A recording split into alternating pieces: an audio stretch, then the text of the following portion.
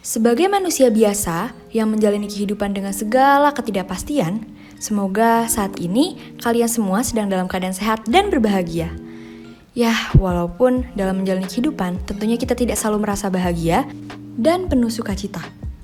Tak bisa dipungkiri bahwa kita pun pasti kerap kali merasakan kesedihan, kekecewaan, kemarahan, dan emosi negatif lainnya.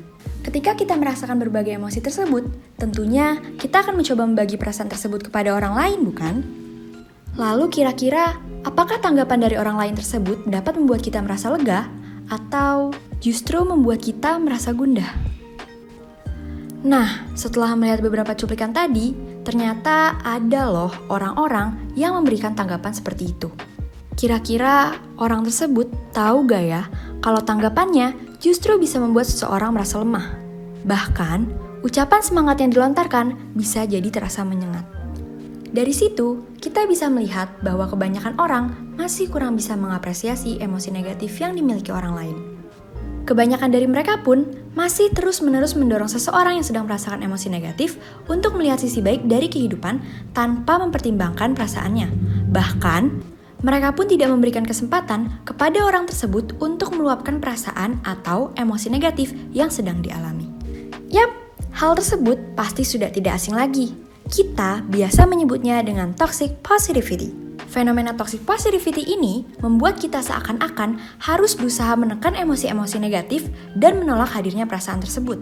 Lalu sebenarnya kita boleh gak sih mengekspresikan perasaan atau emosi-emosi yang kita rasakan? Terus gimana sih caranya supaya kita dapat mengungkapkan apa yang kita rasakan sehingga tidak terjebak dalam sebuah toksik?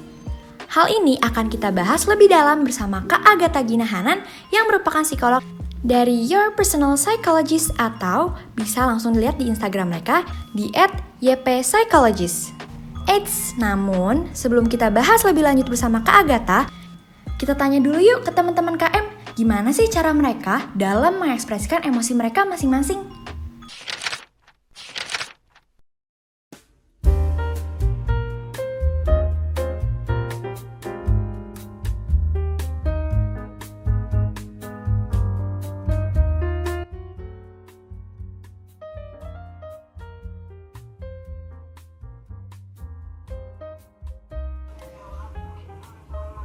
Jadi ketika saya mengalami emosi negatif, biasanya saya menerima dulu emosi itu dan meluapkannya biasanya dengan cara menangis di kamar atau curhat bersama teman dekat saya. Dan untuk mengembalikan suasana hati saya yang kurang stabil, untuk menstabilkannya biasanya saya bersepeda, memasak, mendengarkan musik, menonton film, bertemu dengan teman-teman atau keluarga dibanding terlalu lama berada di kamar. Nah, dengan begitu emosi saya atau perasaan saya akan kembali stabil dan menghindari terjadinya toxic positivity.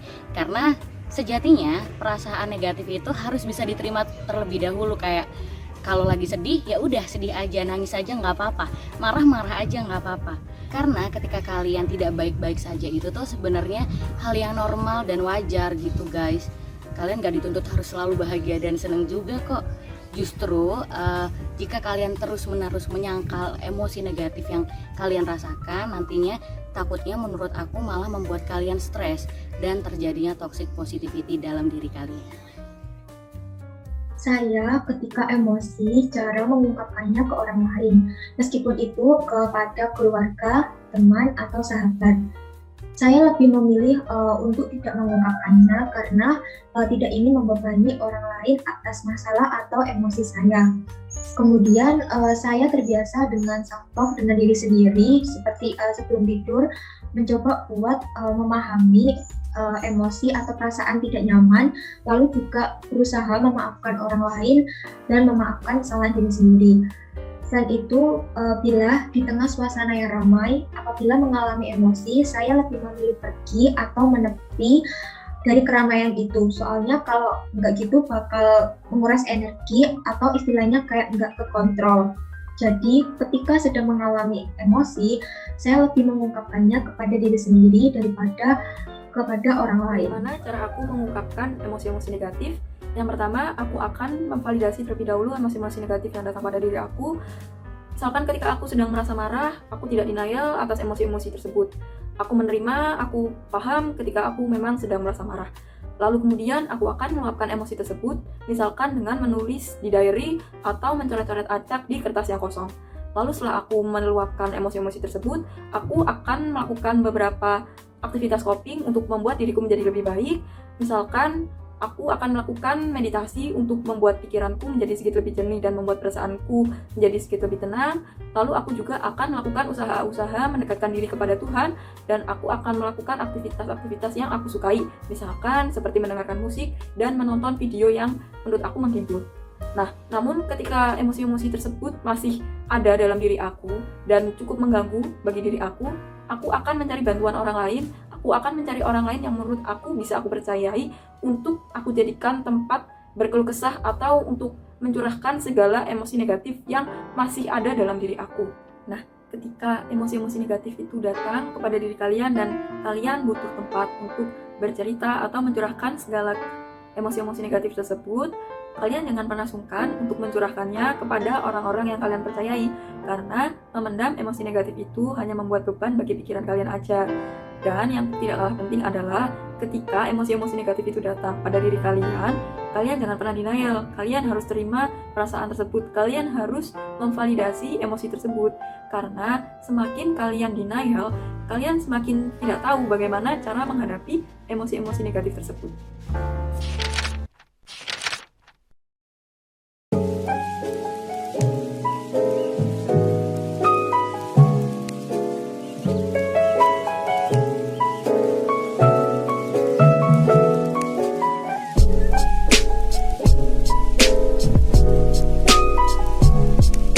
Berbicara mengenai kebebasan, ya, perlu kita ingat lagi bahwa selain sebagai makhluk individual, nah kita ini kan juga berperan sebagai makhluk sosial, ya kan? Nah, kita melakukan aktivitas sehari-hari seperti berinteraksi dengan orang lain, atau kita bekerja, kita kuliah, nah kita akan menjalankan fungsi kita sebagai manusia. Sehingga, ya, wajar sekali ketika kita merasa marah, kita merasa sedih, kita merasa tidak semangat, atau bahkan kita merasa kecewa. Karena kita harus sadar ya bahwa hidup itu kan tidak selalu menyenangkan. Kadang kita mengalami kegagalan atau kita terpaksa untuk dihadapkan dengan hal-hal yang tidak kita inginkan. Gitu. Nah, makanya saya bilang kenapa kondisi ini adalah wajar. Wajar kalau kita mengalami emosi negatif. Wajar kalau kita menyadari bahwa ada perasaan-perasaan yang membuat kita itu tidak nyaman, gitu ya. Karena kita sedang menghadapi situasi yang buruk atau situasi yang tidak sesuai dengan apa yang kita inginkan, sehingga muncullah emosi-emosi sebagai respon kondisi tersebut. Akan muncul mungkin beberapa dorongan untuk kita memiliki pikiran atau perilaku yang sebagai bentuk respon kita terhadap stimulus dari lingkungan kita. Gitu. Nah, mungkin teman-teman sudah tahu ya tentang emosi dan bisa merasakannya, tapi pada dasarnya emosi yang kita rasakan itu adalah hasil dari manifestasi dari keadaan fisiologis dan kognitif manusia. Gitu. Ini juga sudah dikatakan oleh berbagai macam studi di mana mengekspresikan emosi, ya, bahkan mengekspresikan emosi negatif sekalipun dapat membantu kita untuk mengatur respon stres. Tuh, jadi mengekspresikan emosi itu ada manfaatnya untuk menekan kita dari stres, gitu. Jadi ekspresi emosi muncul sebagai sebuah representasi atau tampilan perasaan atau kondisi internal yang ada di dalam diri kita, berupa perilaku, gitu ya, atau ekspresi wajah, gestur, mungkin suara dan berbagai macam lainnya, gitu. Nah, kita harus paham dulu tentang emosi juga, bahwa emosi dan dorongan ini itu muncul secara natural dan alamiah. Jadi kita nggak perlu memaksakan diri nih untuk nggak bisa nih, aku harus selalu dalam kondisi positive vibes, ya. Tidak harus seperti itu. Setiap orang itu berhak atas perasaannya sendiri. Jadi ekspresi emosi itu memang sangat penting untuk menunjang fungsi kesehatan kita, baik fisik, psikologis, sosial maupun pekerjaan. Jadi menurut saya nih ya, setiap orang berhak untuk merasakan emosi dan penting untuk mengekspresikan emosinya.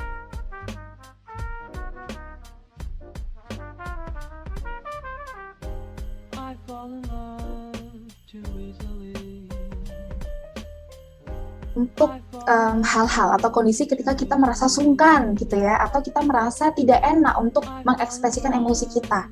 Nah, hal yang perlu kita ingat lagi bahwa mengekspresikan emosi itu kan sangat penting sebagai balancing ya, atau penting untuk menunjang kesehatan individu secara fisik atau psikologis gitu. Nah, dalam konsep psikologi kita harus ingat bahwa individu ya itu adalah pribadi yang unik. Jadi setiap dari kita itu sangat unik, beragam dan sangat unik. Dan setiap orang itu memiliki perbedaan dalam menerima, dalam merespon, atau mengekspresikan emosinya. Nah, kembali lagi ketika kita berbicara mengenai kultur dan sistem sosial, terkadang sistem sosial ini dapat membatasi dan mengatur kita dalam mengekspresikan emosi. Seperti menjadi pembatas bagi kita untuk menunjukkan apa yang kita rasakan. Nah, kadang kultur atau sistem sosial itu mengatur kita kepada siapa, kapan, di mana kita boleh memperlihatkan emosi kita. Atau caranya seperti apa sih yang diperbolehkan untuk kita memunculkan emosi kita. Nah, hal-hal ini tentunya dipelajari oleh kita secara alami ya, secara tidak kita sadari sebagai nilai budaya dalam lingkungan sosial.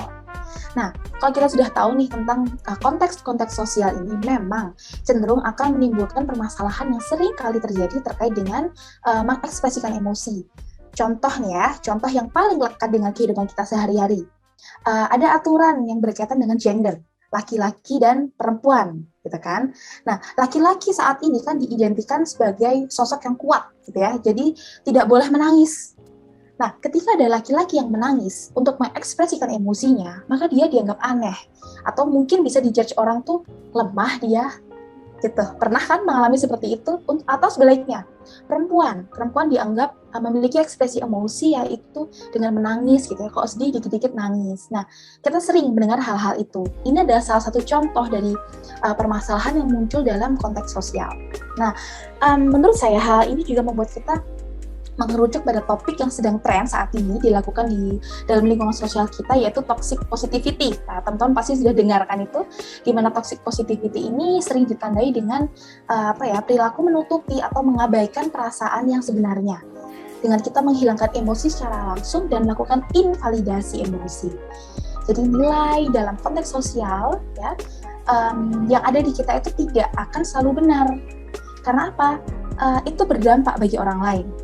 Harus kita perbaiki ya. Kita memang ini memang keliru gitu ya, atau memang berdampak bagi orang lain. Jadi termasuk dalam budaya dalam mengekspresikan emosi. Kita harus berpikir ya, daripada nih saya tidak mampu mengekspresikan emosi meledak di kemudian hari, maka lebih baik kita mencoba belajar untuk menyampaikan dengan cara yang sehat. Seperti itu. Jadi belajarlah kita untuk bisa mengekspresikan diri dengan tepat, dengan sehat.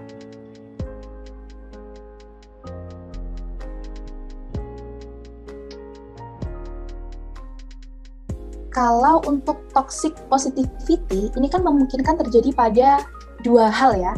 Toxic positivity itu terjadi pada diri kita sendiri, untuk diri kita sendiri, atau toxic positive ini ada sebagai bentuk perilaku yang kita lakukan ke orang lain. Gitu. Jadi arahnya dua, toxic positivity ini. Nah, perlu kita pegang prinsip dulu nih, bahwa berpikir positif itu bukanlah satu-satunya cara untuk kita gunakan dalam menghadapi semua masalah. Penekanannya ada di situ. Jadi positif itu bukan satu-satunya cara, gitu ya, untuk menghadapi semua masalah. Nah, saya sudah bilang tadi kan arahnya ada dua, untuk diri kita sendiri atau yang kita lakukan dengan orang lain. Kita bisa melakukannya untuk diri kita sendiri dulu ya. Jadi kita melatih diri kita untuk merasakan emosi yang muncul dan melatih untuk mengekspresikan emosi yang tepat. Dalam psikologi ini dinamakan dengan istilah regulasi emosi. Jadi perlu kita untuk melatih kemampuan mengekspresikan emosi kita dengan tepat dengan melakukan beberapa hal, gitu ya. Nah, hal yang pertama, jadi yang harus kita lakukan adalah memvalidasi atau validating, gitu ya. Mengenali emosi, merasakan emosi, dan memberikan label atau nama dari emosi yang kita rasakan. Jadi kalau kita mengalami emosi, jangan denial dulu nih, tapi rasain. Oke, saya sedang mengalami emosi. Emosi apa ya namanya? Kenapa ya saya emosi? Oh, saya sedih karena bla bla bla. Nah, kita perlu melakukan validasi itu. Hindari untuk menyangkal emosi. kita perlu ingat ya bahwa emosi negatif yang muncul itu adalah wajar. Jadi kita harus mengakui bagaimana perasaan kita dan apa emosi yang kita rasakan, apapun itu, baik negatif maupun positif. Gitu ya, karena menyangkal perasaan itu hanya akan memperpanjang ketidaknyamanan kita. Nah, selanjutnya setelah validating, ini ada namanya proses namanya accepting, di mana kita menerima emosi yang muncul. Kita harus secara sadar, kita harus memiliki kesadaran bahwa manusia pada dasarnya memiliki emosi positif dan negatif, gitu ya. Jadi kita belajar melakukan validasi terhadap perasaan, karena ini adalah hal yang sangat penting untuk membuat kita mampu menerima emosi. Kita melatih diri untuk menerima fakta, ya, bahwa oke, kita sedang terluka, oke, kita sedang sakit hati. Ya, karena dengan kita accepting, dengan kita menerima emosi kita, maka ini adalah awal dari proses kita pulih. Itu adalah awal yang bagus. Nah, selanjutnya kita harus belajar bagaimana bentuk untuk mengekspresikan emosi yang sesuai. Nah, kita kan juga harus memahami diri kita ya, maunya apa, butuhnya gimana, gitu ya. Nah, untuk mengekspresikan bentuk-bentuk emosi, bisa kita coba dengan mengekspresikan emosi ke dalam bentuk yang positif. Gitu. Mungkin ya ketika emosi kita bingung nih mau meluapkannya dengan cara apa, mungkin bisa kita alihkan dengan hal positif seperti olahraga, menggambar atau menulis gitu ya. Kita sediakan wadah kita untuk menuangkan segala rasa atau meluapkan bentuk-bentuk emosi kita gitu ya. Jadi ini adalah cara kita untuk menyembuhkan, kembali pulih dari perasaan kita. Nah, yang terakhir adalah ini yang perlu kita garis bawahi, it's okay not to be okay. Nggak apa-apa kita nggak baik-baik aja. Gitu ya. Ketika kita ngerasa capek, lelah, ya, yuklah istirahatkan dulu fisik dan pikirannya. Nangis saja kalau pengen nangis, atau ketawa lepas aja kalau memang pengen ketawa. Ya, nggak apa-apa. Yuk kita berusaha accepting, kita menerima diri kita dulu nih. Kalau kita sudah deal with ourselves, maka kita akan tahu, oke, bentuk emosi yang bagus itu seperti ini loh, yang tepat itu seperti ini loh, gitu. Dan jangan lupa, jangan pernah segan untuk mencari bantuan ke teman-teman terpercaya, atau jika dibutuhkan, jangan segan untuk mencari bantuan profesional ke psikolog atau ke psikiater. Jadi, yuk kita coba sama-sama untuk memvalidasi perasaan, berempati dan bersimpati terhadap diri kita sendiri dan orang lain. Karena emosi negatif tidak selalu harus diabaikan. Karena dengan menerima emosi negatif, kita akan belajar untuk berkembang. Gitu ya. Saya harap kita bisa belajar itu.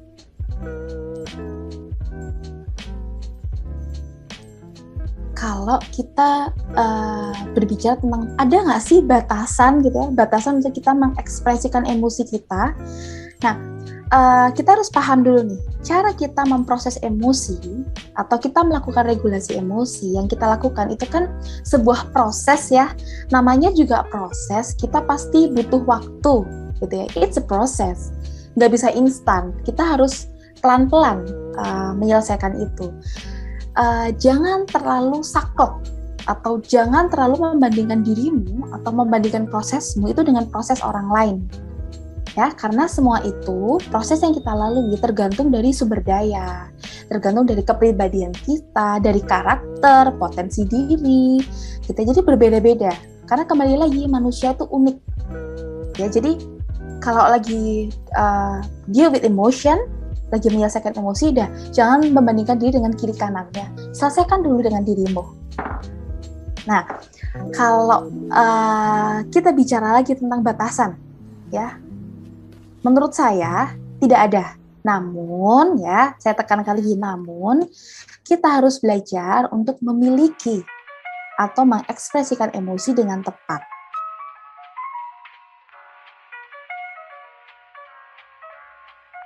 Ada ya beberapa dampak ketika kita tidak mampu memproses emosi atau ketika tidak mampu mengekspresikan emosi kita. Ya, karena ketika kita tidak mampu mengekspresikan emosi, maka sama halnya kita itu sedang menekan emosi, gitu. Dengan kita bertindak seolah-olah nggak ada apa-apa, tidak ada apa-apa, gitu. Nah, hal ini akan meningkatkan kadar stres di dalam diri kita. Jadi menekan emosi ini malah tidak akan mengurangi masalah, tapi malah akan menimbulkan masalah atau kondisi yang mungkin lebih buruk di kemudian hari. Nah, itu adalah dampak yang yang pertama ya. Nah, selanjutnya, selain itu ada juga dengan adanya toxic positivity ini, nyambung sama yang tadi, ini dapat membuat kita merasa jauh dengan diri kita sendiri. Sekarang misalkan deh, kita pacaran, pacar kita abaikan. Akan baik nggak hubungannya? Yang ada kita semakin renggang, tidak harmonis, begitu kan? Nah, sama halnya dengan diri kita. Kita tidak akan bisa membentuk koneksi dengan diri kita. Kita akan kehilangan koneksi, kita akan kehilangan kontrol terhadap diri kita sendiri. Jadi kalau kasarannya seperti kita tidak mampu mengenali diri sendiri. Nah, hal ini juga jadi penyebab ya untuk munculnya ketidakbahagiaan atau membuat kita sulit untuk bersosialisasi ke depannya. Nah, dampak-dampak ini memang akan terlihat di kemudian hari atau akan muncul masalah-masalah yang lebih besar. Kenapa? Karena emosi negatif yang terus kita pelihara akan dapat menimbulkan hal-hal yang mengganggu atau menurunkan fungsi kita sebagai manusia. Contoh, misal kita stres mau ujian nih. Kalau stresnya nggak kita proses ya dengan baik, maka kita akan terganggu konsentrasinya, kita jadi gugup, atau kita bisa mules, gitu kan macam-macam. Nah, hal tersebut tentunya dapat menurunkan fungsi kita sebagai manusia, menurunkan produktivitas kita. Nah, selanjutnya ketika emosi negatif tersebut tidak kita kelola dengan baik, ya, selain dapat menurunkan fungsi, ketika emosi-emosi itu terlalu kita pendam dan berlebih jumlahnya nih ya, akan dapat menimbulkan gangguan psikologis. Contohnya seperti gangguan tidur, ada gangguan cemas, stres, gitu ya, depresi atau gangguan-gangguan lainnya. Nah, arahnya ke situ ya, gitu. Jadi saya harapkan teman-teman tidak melakukan self-diagnose ya, tidak mendiagnosa diri sendiri. Kalau stres, oh ini kayaknya aku habis ini kena gangguan depresi, atau kayaknya aku ini gangguan stres deh. Jangan melakukan self-diagnose gitu ya. Ketika memang dirasa semakin tidak nyaman atau merasa terganggu, segera hubungi tenaga profesional ya, psikolog atau psikiater untuk menangani kita. Gitu ya. Jadi yuk peka sama diri kita. Ketika kita butuh, kita minta bantuan profesional. Ketika kita butuh cerita, yuk kita cari teman yang tepat untuk kita bisa mengeluh. Kita minta saran, begitu ya. Ya, saya harap teman-teman di sini bisa belajar melakukan itu sehingga kita lepas atau terhindar dari yang namanya toxic positivity. Wah, penjelasan dari Kak Agatha tadi insightful banget ya. Setelah mendengar opini dari KM Psikologi dan pemaparan dari Kak Agatha, pendapatmu sendiri tentang kebebasan dalam mengekspresikan perasaan dan toxic positivity ini gimana nih? Kita diskusi di kolom komentar yuk!